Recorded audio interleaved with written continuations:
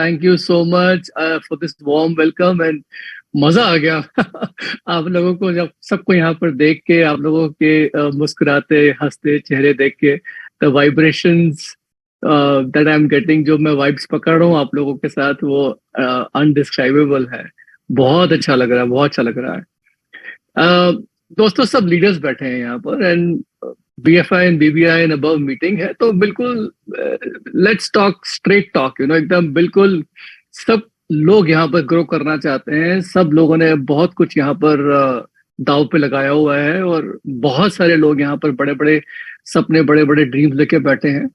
हर आदमी की सिचुएशन फर्क फर्क है, लेकिन फिर भी कुछ बातें कॉमन है सबके बिजनेसेस में। तो लेट्स टॉक स्ट्रेट, और मैं सीधे जंप कर रहा हूँ कि क्या मुद्दे हैं, क्या चीजें जरूरी हैं, क्या करना चाहिए हम लोगों को, कहाँ गलत जा रहे हैं, कहाँ फाइन ट्यूनिंग की जरूरत है।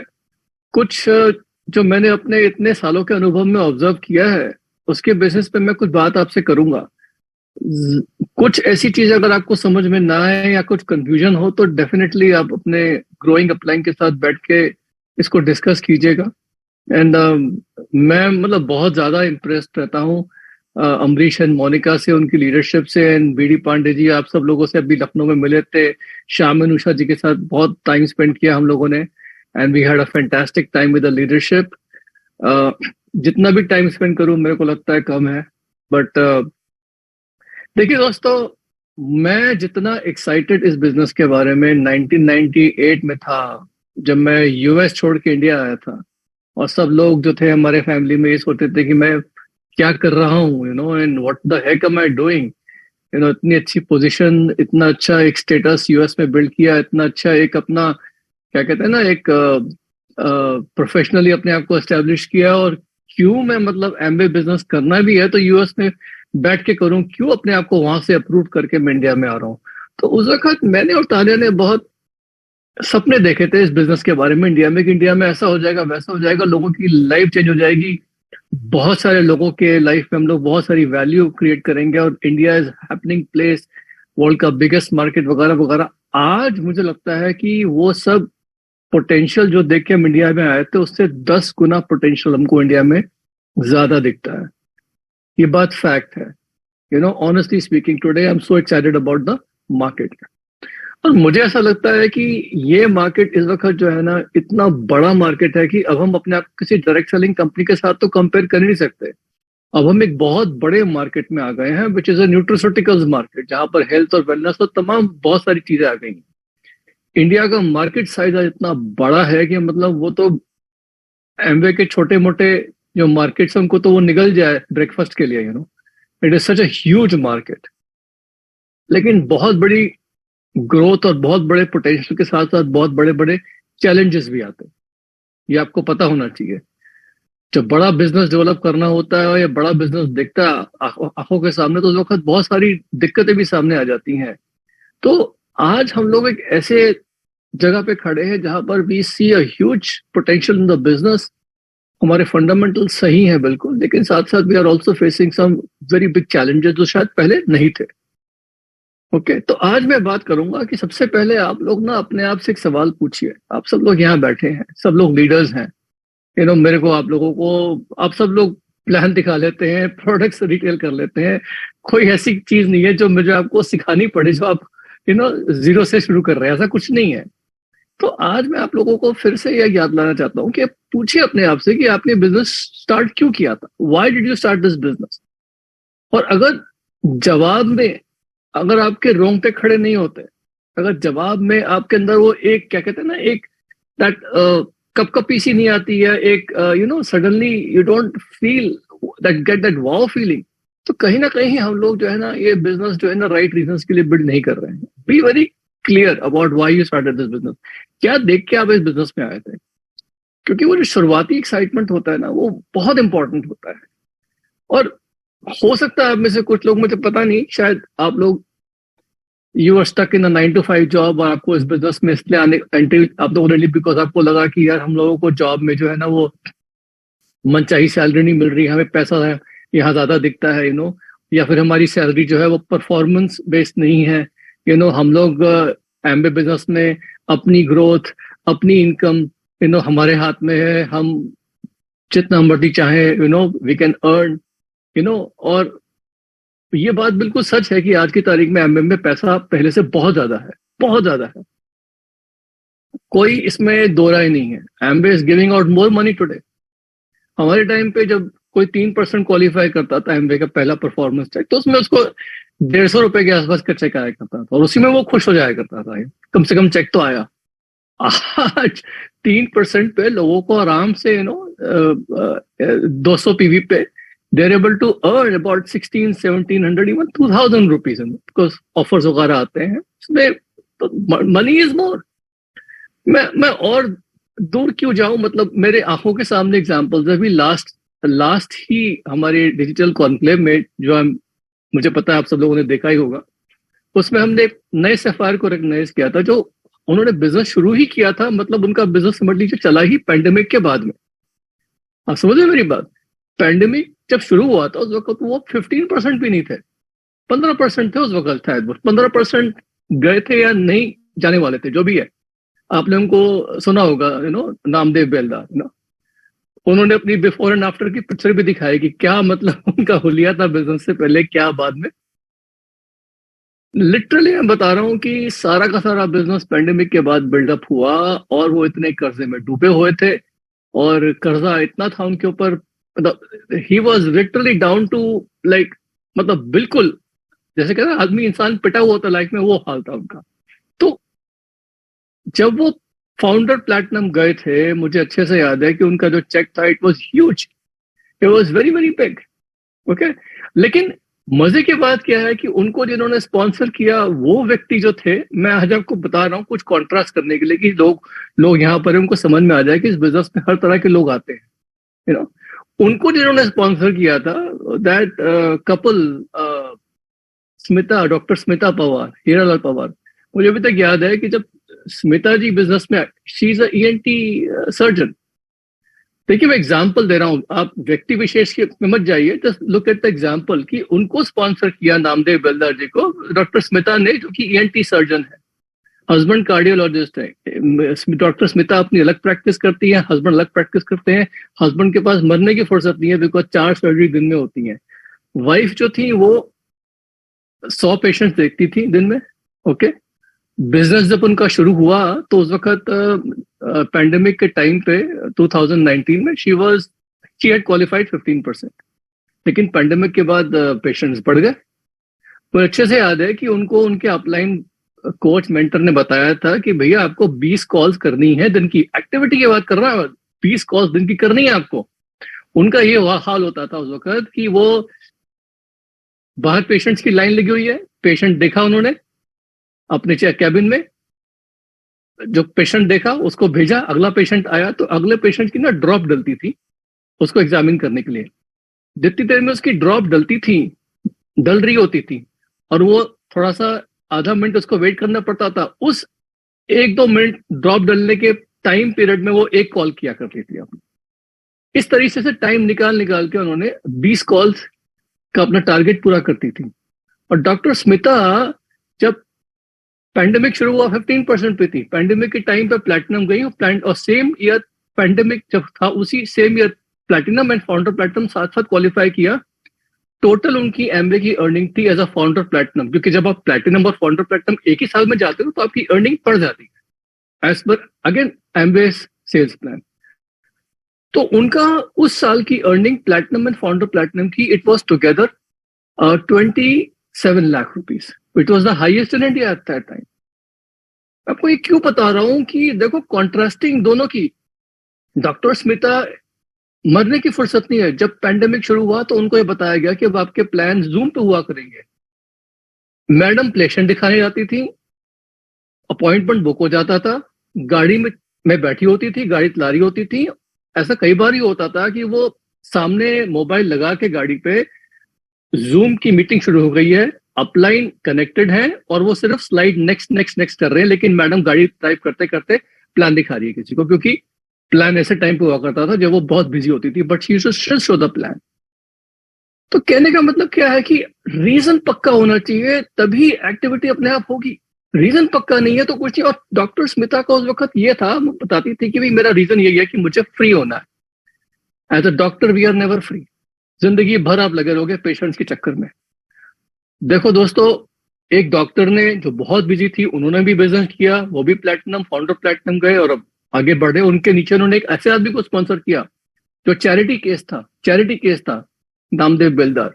वो भी आए इस बिजनेस में और वो अब सफायर गए, उनका रिकग्निशन हुआ। तो कहने का मतलब क्या है कि इस बिजनेस में पैसा बेनतेहा है, रीजन पक्का है, तो बिजनेस जो है आसान हो जाएगा। लेकिन और बिजनेस में एक बात बता दूं मैं आप लोगों को, सिक्योरिटी बहुत है।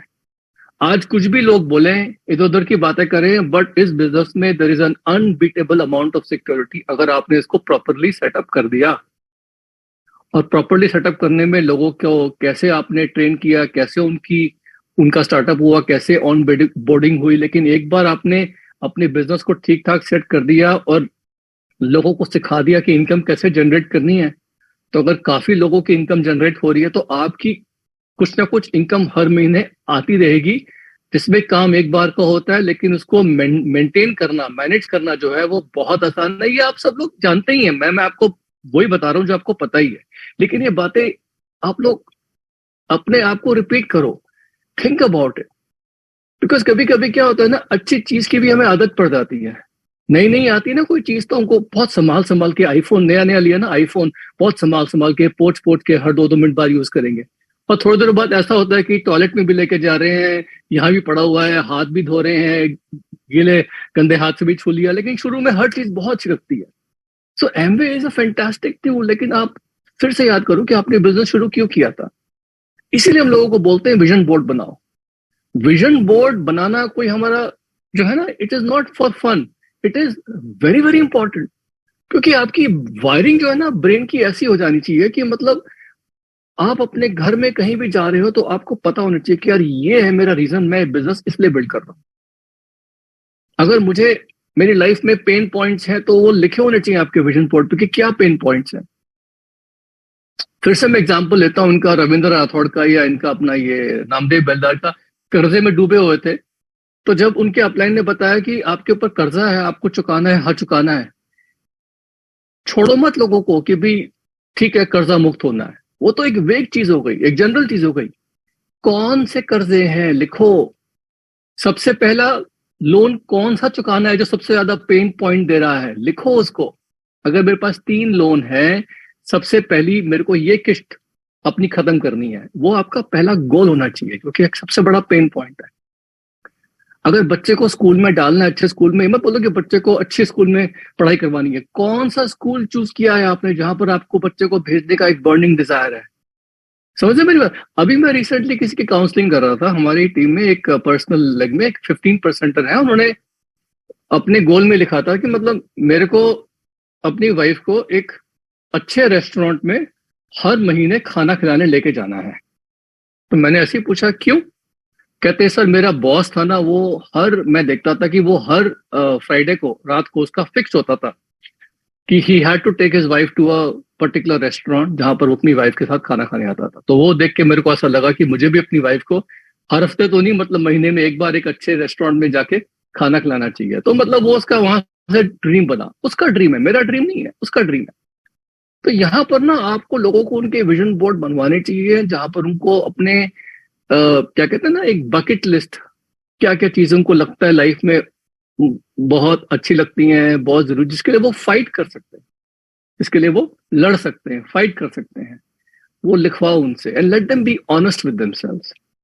वो ड्रीम उनकी होनी चाहिए। ऑनेस्टी बहुत इंपॉर्टेंट है विजन बोर्ड में। कभी भी विजन बोर्ड अपने अपलाइन को खुश करने के लिए मत बनाओ कि यार अपलाइन कह रहे हैं तो चलो ये मर्सिडीज लगा देते हैं या वर्ल्ड ट्रिप लगा देते हैं। अरे वर्ल्ड ट्रिप क्या, कोई बात नहीं, पहले वो लिखो जो आपको अभी क्या अभी चाहिए, वहां से आपके शॉर्ट टर्म गोल्स बनेंगे। कुछ ड्रीम आपके ऐसे हैं जो 15% पे ही पूरे हो जाएंगे। आज आपको पता है 15% पे लोगों की उतनी इनकम होती है जो शायद पहले कभी किसी जमाने में लोगों की शायद सिल्वर पे हुआ करती थी।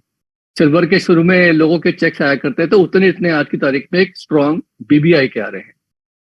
इनफैक्ट थोड़े दिन पहले मैं किसी को मिला था जिन्होंने मुझे बताया था कि वो 18% है, उनका 18% का चेक जो है वो 1.25 लाख के आसपास बनता है इस वक्त, सिर्फ 18% पे, because he has a fantastic structure. तो बी रियलिस्टिक, बी ऑनेस्ट, सारे ड्रीम्स लिखिए अपने विजन बोर्ड पे, और कुछ ऐसे हैं जो आपके शॉर्ट टर्म गोल्स बन जाएंगे, कुछ थोड़े मीडियम टर्म गोल्स बन जाएंगे, कुछ ऐसे हैं जो सिल्वर पे पूरे होंगे, कुछ ऐसे हैं जो प्लैटिनम पे पूरे होंगे। आज की तारीख में प्लैटिनम और फाउंडर प्लैटिनम एक एस्पिरेशनल पिन लेवल हो गया है मेरे हिसाब से। बिकॉज मैंने आपको बताया ना कि फाउंडर प्लैटिनम की इनकम आज बहुत ज्यादा है।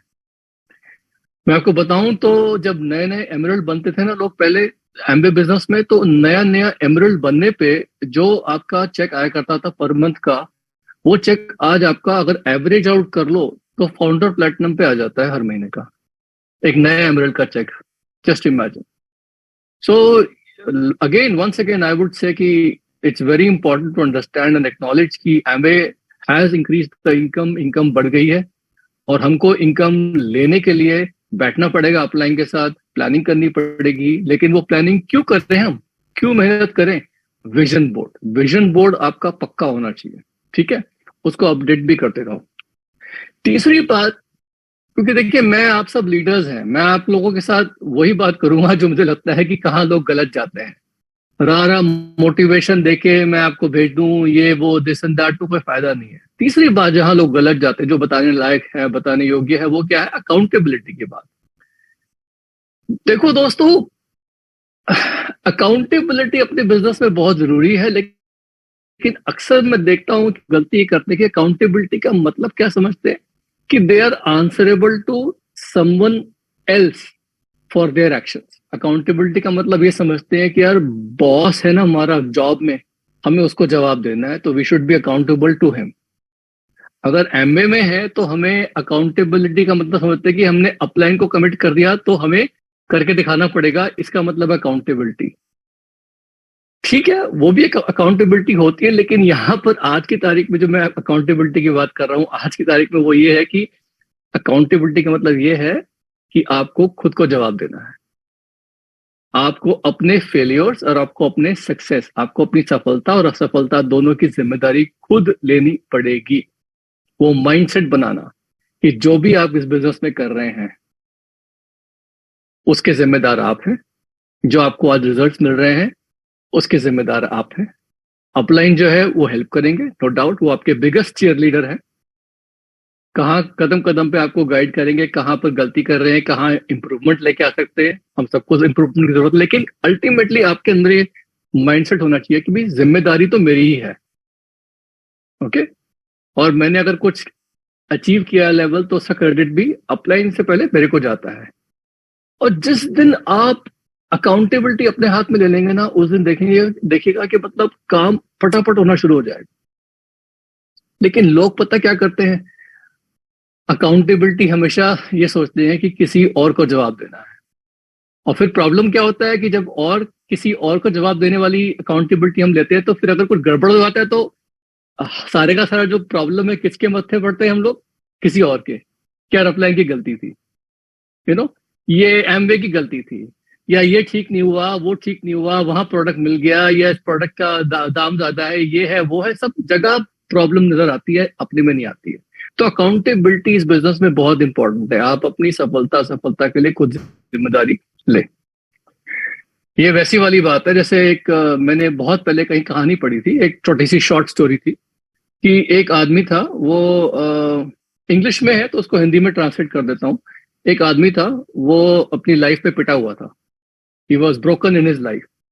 उसकी मैरिज जो थी वो फेल हो गई थी, डाइवोर्स हो चुका था, और दूसरी शादी हो नहीं रही थी, और वो जॉब भी ठीक से मतलब होल्ड नहीं कर पा रहा था, जॉब से भी उसको फायर करने किया जा चुका था। तो एक दिन मतलब बिल्कुल ही फ्रस्ट्रेशन में आके अपने पेरेंट्स के पास गया वो, क्योंकि बाहर यूएस वगैरह में लोग अपने पेरेंट्स से अलग रहते हैं। तो अपने पेरेंट्स के पास गया, बेचारे उनकी उम्र हो चुकी थी, और वहां बिल्कुल फ्रस्ट्रेशन में जाके उनको बोलता है कि मेरी शादी जो है वो टूट गई, मैं जॉब जो है वो कर नहीं पा रहा हूँ, वहां से फायर कर दिया, बैंक बैलेंस बिल्कुल खराब है, दोस्त है नहीं। और फिर लास्ट में उसका सवाल पूछिए अपने पेरेंट्स से, देखिए क्या पूछता है अपने पेरेंट्स को ही पूछता है, सब बताने के बाद प्रॉब्लम्स, कि आप बताओ कि आपने मुझे बड़ा करने में, मेरी परवरिश करने में कहाँ गलती कर दी। उसको पूछना क्या चाहिए कि भाई मुझसे कहाँ गलती हो गई लाइफ में, और पूछ क्या रहा है, आपने मुझे मेरी परवरिश करने में कहाँ गलती कर दी। तो कई बार ना लोग ऐसी ही तरह से बिहेव करते हैं एमबीए में। अपलाइन को पास जाके यही बोलते हैं कि मैं क्यों नहीं सक्सेसफुल हो पाया, आप बताओ। अरे मैं क्या बताऊं, आप बताओ ना कहाँ कमी रह गई। अकाउंटेबिलिटी किसकी है, आपकी है। तो दोस्तों जिस दिन आप अकाउंटेबिलिटी का मतलब ये समझेगो कि भाई मेरी जिम्मेदारी है, मेरी सफलता, उस दिन आपका काम शुरू हो जाएगा। किसी की जिम्मेदारी नहीं। MBA is not responsible for your success, upline is not responsible for your success, you are.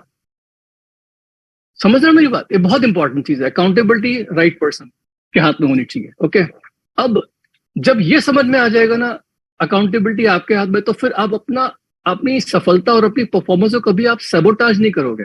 क्योंकि हम लोग क्या करते हैं ना, गलत सेल्फ टॉक करके, गलत सेल्फ टॉक ही बोलूंगा, मतलब अपने आप को पुट डाउन करके, गलत चीज पे फोकस करके हम लोग ना बहुत सी बार अपनी सफलता को खुद ही सबोटाज कर लेते हैं। तो यहाँ पर ऑलवेज मेक श्योर कि दिक्कतें आ रही हैं, be careful about your self talk.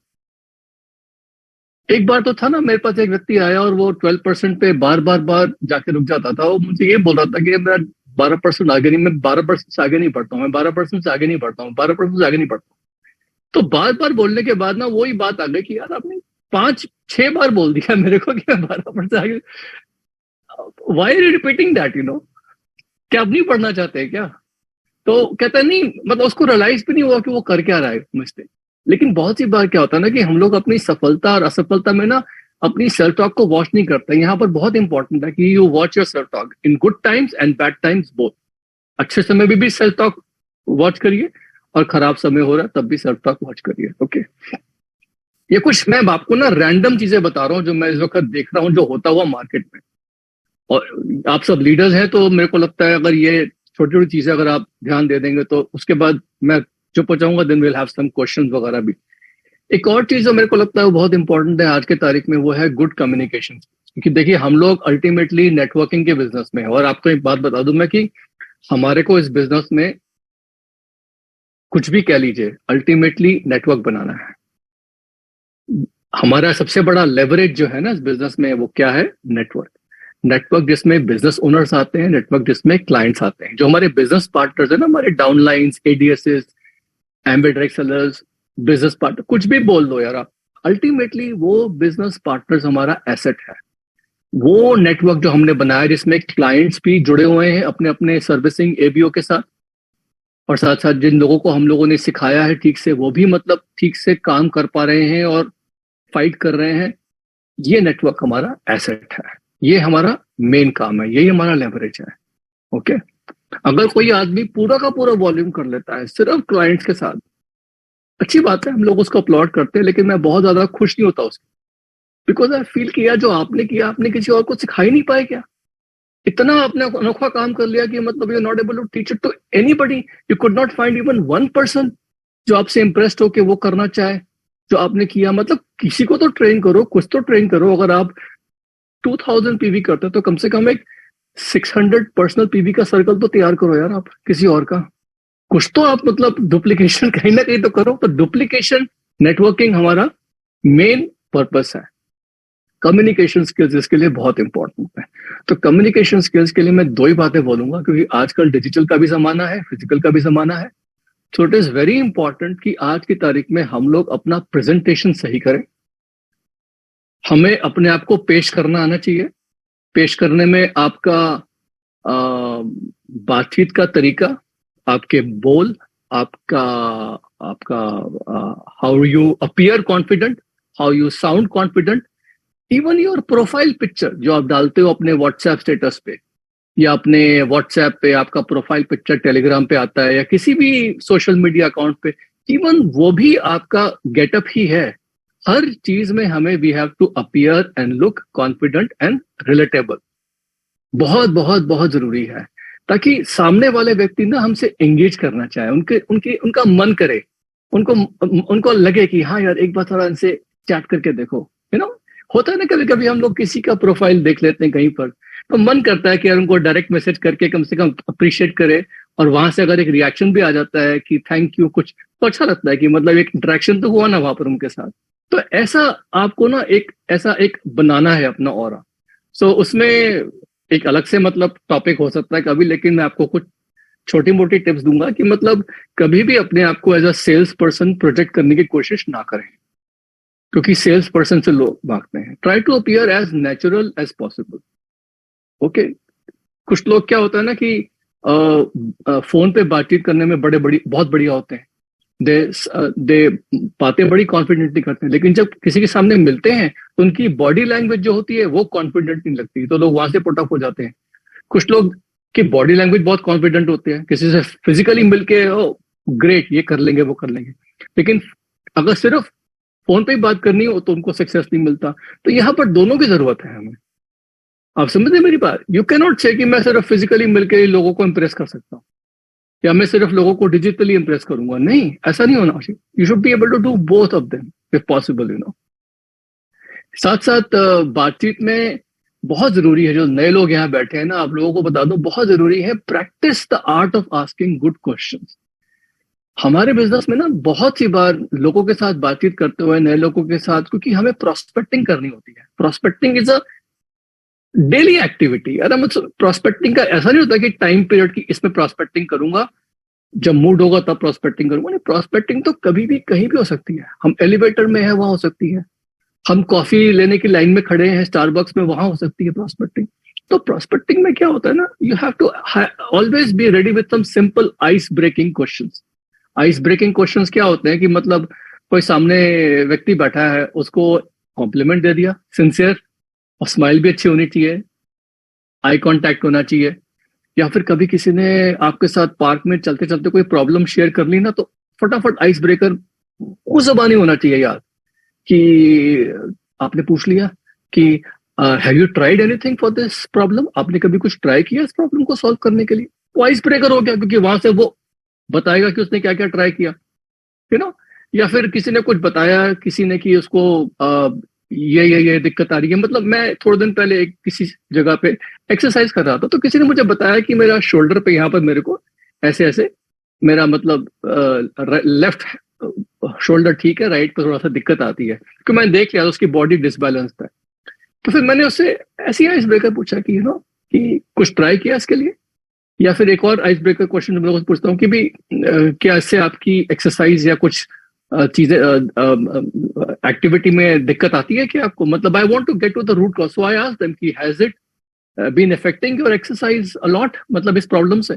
अगर वो बोलता है नहीं कुछ प्रॉब्लम ही नहीं है, वो तो ऐसे ही है, तो मैं बोलता हूँ ठीक है। लेकिन अगर वो बोलता है कि हाँ यार इस प्रॉब्लम से मेरे को बैडमिंटन खेलते बहुत प्रॉब्लम आती है, या वॉकिंग में बहुत प्रॉब्लम आती है, या कभी कभी अगर मुझे एकदम से कुछ करना होता है तो इस शोल्डर से दिक्कत आती है, तो मतलब वहां से बात शुरू हो जाती है। तो get good at ice breaking questions बहुत जरूरी है, क्योंकि उससे फिर बाद में ना आपको अपना सोल्यूशन उसको पेश करने में, प्रेजेंट करने में आसानी होगी, क्योंकि उसने परमिशन दे दिया है। ठीक है ना। कभी भी किसी से भी बात करने, फॉलो अप करते हो ना, जब भी आप बात करोगे ना, अपना सोल्यूशन बताओगे। देखिए एमवे के पास बहुत सारे सोल्यूशंस हैं, हमारा जो सेल्स प्लान है वो भी एक बहुत बड़ा सोल्यूशन है लोगों के लिए लाइफ का। ठीक है ना। तो कभी भी कोई भी सोल्यूशन लोगों को बताए ना, कभी भी एग्जैजरेट ना करें, हमेशा प्रॉपर इंडस्ट्री रेफरेंसेस दें, और जब भी उनसे बात करें, चाहे डिजिटली या फिजिकली, टाइम टू टाइम बात करें, उसको बोरियत ना हो। 20 मिनट में, 25 मिनट में अगर आप बात बता सकते हैं बहुत अच्छा है, बिकॉज लोगों का अटेंशन स्पैन धीमे धीमे कम हो रहा है। Keep it engaging, keep it simple. वही प्लान जो मैं पहले 40 मिनट्स में दिखाया करता था, अब मुझे उसको 20 मिनट के अंदर अंदर खत्म करना पड़ता है। ये फैक्ट है, ये हकीकत है, इसको आप नकार नहीं सकते ना। बहुत जरूरी है ये सब चीजें। मैं आपको जस्ट फास्ट फास्ट, आप लीडर्स, आपको बता रहा हूं कहां पर मैं देखता हूं। हमें लोगों के साथ कनेक्शन बनाना होता है। हमें जब लोगों के साथ कनेक्शन बनाना होता है, उनकी अगर हेल्थ प्रॉब्लम सॉल्व करनी है, उनकी वेट लॉस की प्रॉब्लम सॉल्व करनी है, तो या उनको फाइनेंशियली दिखाना है कि एमवे से इनकम जनरेट हो सकती है, कोई भी उनकी लाइफ की प्रॉब्लम लोग सॉल्व कर रहे हैं, तो हमें उनको एक सोशल प्रूफिंग देनी होती है। ये शब्द याद रखें, सोशल प्रूफिंग। सोशल प्रूफिंग का मतलब क्या होता है कि उस व्यक्ति को प्रूफ चाहिए कि सोसाइटी में ये चीज काम करती है, या नहीं करती। इसे हम कहते हैं सोशल प्रूफिंग। तो सोशल प्रूफिंग का मतलब ये होता है कि जब अगर हम कोई सोल्यूशन पेश करते हैं तो उस सोल्यूशन का हमें कोई रेफरेंस उसको देना चाहिए, जिसको हम चाहें तो उससे मिलवा भी सकते हैं। अगर हम उसको Amway business as a solution दे रहे हैं लाइफ के लिए, तो वहां पर भी हमें सोशल प्रूफिंग के तौर पे उसे कुछ सक्सेसफुल लोगों से मिलवाना चाहिए। इसे कहते हैं सोशल प्रूफिंग। तो आज की तारीख में हर व्यक्ति चाहता है कि कुछ सोशल प्रूफ दिखे कि यार जो बता रहे हैं काम करता भी है कि नहीं। अब इसमें इंपॉर्टेंट चीज क्या है कि हमें प्रॉपरली लोगों को सोशल प्रूफ देना आना चाहिए। समझ रहे मेरी बात? अगर हम उन्हें ओपन मीटिंग में बुलाते हैं, क्योंकि आजकल आपको पता है कि मैक्सिमम ओपन प्लान्स डिजिटली हो रहे हैं, तो वहां पर आप एक नए व्यक्ति को इनवाइट करते हो। अगर आपका ओपन प्लान हो रहा है, मान लो 100 लोग हैं उसमें, और उसमें 5 नए लोग आते हैं, उन 5 लोगों को उस ओपन मीटिंग में आने के बाद लगना चाहिए कि हाँ यार सोशल प्रूफिंग मिल गई हमें, प्लान भी हो गया, और उसके बाद सक्सेसफुल लोग आए, अपने बारे में परिचय दिया, बताया कि ये लेवल्स हम लोगों ने अचीव कर लिए, ये मेरा बैकग्राउंड है, सोशल प्रूफिंग मिल गया। अगर आपने उसे कोई हेल्थ सोल्यूशन बताया, हेल्थ प्लान दिखाया, तो साथ साथ आपने उसको अपनी किसी मीटिंग में इनवाइट किया जहां पर आपके वेट लॉस से कनेक्टेड या किसी और चीज से कनेक्टेड लोग अपने अपने एक्सपीरियंसेस शेयर कर रहे हैं, हमारे को ये अच्छा हो गया, हमारे को ये ठीक हो गया, मेरी ये प्रॉब्लम दूर हो गई वगैरह। ये सोशल प्रूफिंग जो है बहुत बहुत बहुत जरूरी है दोस्तों। इसके लिए तैयार रहिए हमेशा, and do it very confidently. Follow up में मैंने देखा है कि बहुत सी बार क्या होता है ना कि लोग अपने आप को ना ठीक से, मतलब फॉलोअप में they are not able to present themselves properly. देखिए दोस्तों, मैं ये नहीं कहता कि हमने बताया हमेशा कि आपको कभी भी मतलब इस बिजनेस में बढ़ा चढ़ा के नहीं बोलना है, ये बात फैक्ट है। लेकिन जब आप फॉलो अप कर रहे हैं ना, तो आपको अपने आप को, you have to position yourself as the best, as the best. समझे मेरी बात? क्योंकि कोई भी व्यक्ति जो है ना, वो किसी ऐसे व्यक्ति के साथ डील नहीं करना चाहता जो थोड़ा सा अनश्योर है अपने बारे में या नया नया है। मैं आपको एग्जांपल देता हूं। हमारे एक फ्रंटलाइन में बहुत अच्छे डिस्ट्रीब्यूटर हैं, जो दोस्त भी हमारे, उनका नाम है, उनके लेडी का नाम है रजनी, उनके हस्बैंड का नाम है दानू भाई। वो हमको यूएस में मिले थे। ओके, उनके थ्रू आज हमारी बहुत बड़ी ऑर्गेनाइजेशन है। इंटरेस्टिंगली जब वो बिजनेस में आ रहे थे, तो उस वक्त उनकी मुलाकात एक और गुजराती व्यक्ति से हो गई थी यूएस में, जो बहुत अच्छी पोजीशन पे थे, एमरल्ड लेवल पे। और एक बार मुझे अच्छे से याद है कि जो मेरे प्रोस्पेक्ट है, जिन्होंने साइन नहीं किया, जिनका नाम नानू भाई है, उन्होंने मुझे एक बार ऐसे बोला कि यार मैं तो फला फला व्यक्ति से मिला, वो तो एमरल्ड है। मुझे समझ में आ गया कि ये मुझे टेस्ट कर रहे हैं कि मैं डाउन फील कर रहा हूँ उस एमरल्ड के सामने, या मैं अपने आप को कैसे कॉन्फिडेंटली दिखाऊं। तो मैंने उनको ऐसे ही बोला, वेरी गुड, वो एमरल्ड है, बहुत अच्छी बात है, हम लोग फाउंडर प्लेटिनम है, हम भी एमरल्ड होने वाले हैं, इसमें कौन सी बड़ी बात है। तो उन्होंने देखा कि मैं इतना कॉन्फिडेंट था अपने बारे में कि मैंने उनके एमरल्ड को एक्नॉलेज किया, साइड पर रखा, बोला यार मैं भी एमरल्ड जाने वाला हूँ, कौन सी बड़ी बात है। तो उस वक्त क्या था ना, उनके मन में लगा कि हाँ ये बंदा भी ठीक ठाक है, मतलब he is able to present himself very confidently, मैं सही आदमी के साथ हूँ। आप समझ रहे मेरी बात? अगर आप किसी को वेट लॉस सोल्यूशन दे रहे हो और आपको कोई थर्ड पार्टी का रेफरेंस देता है कि अरे वो, मैं तो उनको जानता हूँ, वो तो इतने जबरदस्त बड़ा क्लिनिक है ये सर, तो आप बोलो तो क्या हुआ, हमारे जो है ना, मैं आपको ऐसे व्यक्ति से मिलवाऊंगा जिन्होंने हंड्रेड्स अपॉन हंड्रेड लोगों का क्या कहते हैं ना, उनको ठीक किया हुआ है, या उनको वेट लॉस के प्रोग्राम में सक्सेस लाया हो। मतलब you have to tell them that you are associated with the best, you are the best, और आप कोई छोटी मोटी चीज नहीं हो, आप लोग भी बहुत बड़े हो, something like that. You have to follow up में, you have to sound super super confident without क्या कहते हैं ना, विदाउट अपियरिंग एरोगेंट। एरोगेंट नहीं अपियर करना है, मतलब हम्बल वे में you have to always always always. क्योंकि आज की तारीख में दोस्तों बहुत जरूरी है, सब लोग ना नंबर 1 के साथ डील करना चाहते हैं, चाहे वो सोल्यूशन बेस्ड सेलिंग हो, चाहे वो बिजनेस हो, कुछ भी हो, तो ये बहुत इंपॉर्टेंट है। एंड मैं बस यहाँ खत्म करूंगा एक चीज बोल के, बिकॉज बातें तो बहुत सारी हैं, और कि यूनिटी बहुत इंपॉर्टेंट है। देखो दोस्तों, यहाँ पर एक बात बताऊं मैं, कुछ भी करो यहाँ पर यूनिटी टीम में रखो, बहुत जरूरी है। क्योंकि ना आज की तारीख में मैंने देखा है कि जो भी कंपनीज हैं जहां पर यूनिटी नहीं है, कोई भी ऐसी ऑर्गेनाइजेशन है, चाहे वो एनजीओ हो, नॉन गवर्नमेंटल ऑर्गेनाइजेशन हो, कोई चैरिटी, यहाँ यूनिटी नहीं है, लोगों में फूट है। जहाँ सेक्रेटरी जो है वो अपने बॉस की बुराई करती रहती है कि बहुत काम दे देते हैं, ये है वो है, वर्किंग कंडीशन ठीक नहीं है, मैं तो कल को जॉब क्विट करने वाली हूँ। बॉस अपने बॉस को बोलता है वो पागल है, ये है वो है, कंपनी में मैं क्या कर रहा हूँ मुझे समझ में नहीं आ रहा। हर व्यक्ति अगर बुराई करेगा ना एक दूसरे की, तो होगा क्या कि वो कंपनी डूब जाएगी, वो कंपनी चलने वाली नहीं है। समझते हैं मेरी बात? तो जो चीज, ये यूनिवर्सल प्रिंसिपल है कि कुछ भी काम करो, चाहे उस काम में रिजल्ट्स कम आ रहे हैं, धीमे आ रहे हैं, लेकिन उस काम में अगर सब लोग एकजुट हैं, यूनाइटेड हैं, प्रिंसिपली थॉट बेस्ड, तो होगा क्या कि उस काम में सबको सफलता मिलेगी मिलेगी अल्टीमेटली। किसी की सफलता पहले आएगी, किसी की बाद में आएगी, किसी की थोड़ी और बाद में आएगी, लेकिन मिलेगी सबको। बट उसके लिए बहुत बहुत बहुत इंपॉर्टेंट है कि आप सब लोग यूनाइटेड रहो, एक दूसरे से कैसे बात करनी है, एक दूसरे को कैसे एडिफाई करना है, एडिफिकेशन प्रॉपर तरीके से, लोगों के ऊपर वैल्यू डालना। एडिफिकेशन का मतलब ये नहीं कि प्रशंसा करो, एडिफिकेशन का मतलब ये होता है कि दूसरे की अचीवमेंट्स, कि फला व्यक्ति है प्लैटिनम है, पता है आपको, फला व्यक्ति जो है अरे वो तो एमरल्ड है, पता है आपको, अरे वो तो डायमंड है। लोगों की अचीवमेंट्स को, चाहे वो 15% भी हो, उसको हाईलाइट करो, वो एडिफिकेशन होता है। आप उसकी अचीवमेंट्स को, चाहे उसका बैकग्राउंड अच्छी है, कोई अच्छी एजुकेशन बैकग्राउंड, उसको हाईलाइट करो, हर एक की खूबियों को ही हाईलाइट करो, वो एडिफिकेशन है और कुछ नहीं। बाकी मुझे कोई बताने की जरूरत नहीं है, आप सब लोग जानते हो एडिफाई कैसे करना है, कैसे प्रॉपर तरीका है।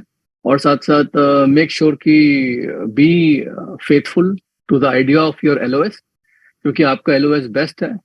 एंड तानिया, हमें लगता है कि एमबे के सारे एलओएस में से हमारा एलओएस जो है सबसे बेस्ट है, सबसे चमकते हुए लीडर्स हमारे टीम में है, सबसे बढ़िया स्पीकर्स हमारी टीम में है, सबसे एथिकल लोग हमारे टीम में है, और सबसे जबरदस्त वॉल्यूम और ग्रोथ भी हमारे टीम में ही होने वाली है, मुझे पता है ये।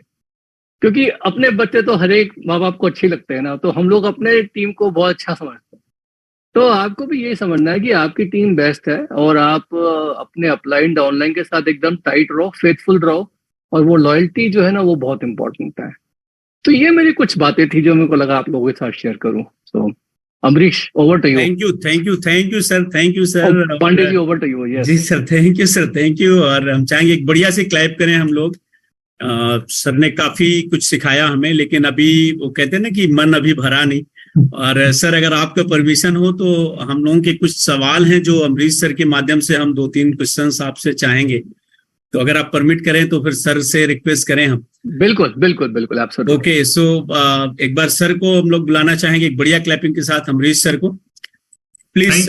Thank you Pandey ji, thank you. And हृदय से धन्यवाद सुमित जी, बहुत ही शॉर्ट नोटिस पे आपने इमीडिएटली हमें इस शुभारंभ मीट के लिए समय दिया। इनफैक्ट मैं अभी लीडरशिप के साथ इवनिंग में बात ही कर रहा था कि कल सुबह हमारा आपके साथ बात हुआ, और जब मैंने इस मीटिंग के बारे में बताया और रिक्वेस्ट किया तो आपने इमीडिएटली टाइम दिया। Monika, me feel very very blessed कि सही समय पे आपने ये वैल्यूएबल जो टाइम दिया है, इससे काफी बिजनेस को हमें सपोर्ट मिलने वाला है।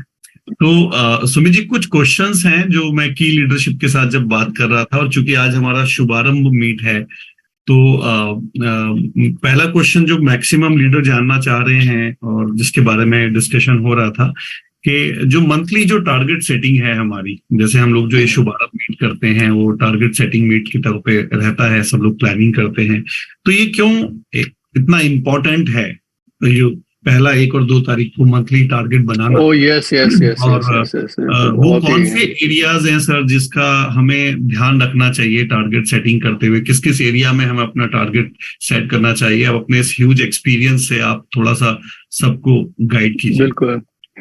तो मेरे हिसाब से अमरीश, गोल सेटिंग बहुत जरूरी है। ओके, क्योंकि अगर आप मंथली गोल सेट नहीं करेंगे तो आपका क्वार्टरली गोल जो है वो कभी अचीव नहीं होगा, और क्वार्टरली अगर कुछ है ही नहीं गोल तो फिर ईयर का गोल तो कुछ होगा ही नहीं ठीक से कभी भी।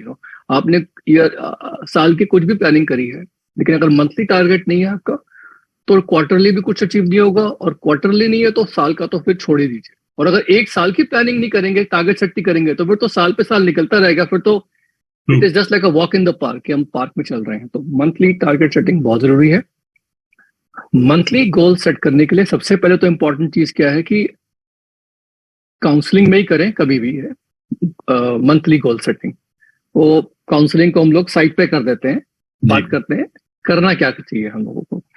तो मंथली गोल सेटिंग में ऑफ कोर्स पर्सनल पीवी आना चाहिए। जैसे हम लोग प्रमोट करते हैं 300 PV club, 600 PV club. 600 PV club को तो बहुत ही ज्यादा अहमियत देते हैं, लेकिन उसका 50% जो है वो 300 पर्सनल पीवी क्लब, जिसमें आपका पर्सनल वॉल्यूम और आपके जो पर्सनल क्लाइंट्स हैं उनको शामिल हो जाते हैं, वो बहुत जरूरी है। ये सेट करना जरूरी है। मंथली टारगेट्स में इंपॉर्टेंट है कि ग्रुप वॉल्यूम क्या लेवल अचीव करना चाहते हैं, वो बहुत जरूरी है। ओके, ये हो गया आपका टर्नओवर बेस्ड, यू नो। एक और साथ साथ आपका बहुत इंपॉर्टेंट वो है गोल कि आपकी एक्टिविटी उस महीने क्या होनी चाहिए, वो भी बहुत इंपॉर्टेंट है। फॉर एग्जाम्पल, अगर मान लीजिए एक ओपन मीट हो रही है, एग्जाम्पल दे रहा हूँ, ओपन मीटिंग हो रही है एंड ओपन मीटिंग में आप अटेंड कर रहे हैं, और अगर ओपन मीटिंग में आपका कोई भी प्रोस्पेक्ट उस मीटिंग में नहीं बैठा हुआ है, समझ रहे मेरी बात? या मान लीजिए आपने कोई आपकी कम्युनिटी है, फिटमी कम्युनिटी, उसकी बहुत सारी एक्टिविटीज होती हैं जिसमें कस्टमर्स को इनवाइट किया जाता है, जहां तक मुझे पता है, और उस कस्टमर उस फिटमी कम्युनिटी में कहीं पर भी आपका कोई भी इनवाइटेड गेस्ट उसको अटेंड नहीं कर रहा है, जहां पर एक एक्टिविटी हो रही है जहां पर और लोगों के वेट लॉस या उनकी हेल्थ इंप्रूव होते हुए दिख रही है, तो उसका मतलब क्या है कि मैंने अपने टीम के रिसोर्सेज का कहीं फायदा नहीं उठाया और वो भी वेस्ट चला गया। तो वहां पर भी हमें टारगेट सेटिंग करनी चाहिए कि मैं ऐसी मीटिंग्स में कितने लोगों को ले आने की चेष्टा करूंगा। गोल होना चाहिए। अगर आपने 5 का गोल रखा तो फिर एटलीस्ट 3 तो बैठेंगे। टारगेट सेटिंग में ऑल्सो इम्पोर्टेंट कि आपका पर मंथ का गोल क्या होना चाहिए, कि क्या गोल है कि आप पर्सनली कितने कस्टमर साइन करें। तो हम लोग ये रिकमेंड करते हैं कि अगर हर महीने आपके मिनिमम 2 बट आइडियली 3 से 4 न्यू पीसीस या एडीआर साइन अप हो रहे हैं, तो ये बहुत अच्छी बात है। क्योंकि उसी में से ही आजकल क्या हो रहा है ना कि जो एडीआर बनते हैं ना, उसी में से हमारे एडीएस जो हमारे डाउनलाइन वही निकल के आते हैं। और जो एडीआर बनते हैं उसमें मुख्यतः उन लोगों का नंबर आता है जो किसी न किसी हेल्थ सोल्यूशन से जुड़ के हमारे साथ मिलते हैं, और फिर 3-4 बार मिलने के बाद क्यूरियोसिटी डेवलप होती है बिजनेस के बारे में, और फिर वो प्लान देखते हैं और फिर बिजनेस में आते हैं। तो अगर आपके 3 से 4 एडीआर प्रेफरेबली हर महीने बन रहे हैं, कम से कम 2 बन रहे हैं, तो निश्चित तौर पे आपका फिर एडीएस भी हर महीने बनने शुरू हो जाएंगे। तो यहाँ पर एक और गोल होना चाहिए अपलाइन के साथ बैठ के कि आप नए हैं तो कितना आपको एडीआर पे फोकस करना चाहिए और कितना एडीएस पे। यदि आपका बिजनेस साइज बड़ा है तो आपको एक पॉइंट के बाद जाके अपने एडीएस पे ध्यान देना चाहिए कि कम से कम हर महीने एक नया एडीएस आ रहा है। क्योंकि कोई भी प्रॉब्लम इस बिजनेस में आती है, अगर हमारा हर महीने एक पर्सनल एडीएस बन रहा है ना, तो 1 साल के अंदर अंदर आपका बिजनेस का शेप बदल सकता है, because you are sponsoring that many event. तो this is what I feel, activity based, personal volume based, and साथ साथ नेटवर्क का एक्सपेंशन हो रहा है, इस पे बहुत ज्यादा ध्यान देना चाहिए। और जो भी आपके प्रोग्राम हो रहे हैं उसमें लोगों को बिठाना चाहिए। और पर्सनल वॉल्यूम की जहां तक मैं बात करूं, जो आपने पर्सनल टारगेट रखा है, अपना ग्रुप का भी टारगेट रखा है, उसमें डेट्स बहुत इंपॉर्टेंट होती हैं। कि जैसे मान लीजिए मेरा मंथ से एक होता है, लोग मंथली टारगेट सेट करते हैं, लेकिन मंथ कब खत्म होता है आपका? कैलेंडर मंथ तो आपका 12 बजे रात को खत्म होता है, 30 तारीख को, 31 तारीख को। लेकिन अगर आपको लंबा सफर तय करना है तो एकदम से तो वहां पहुंचेंगे नहीं।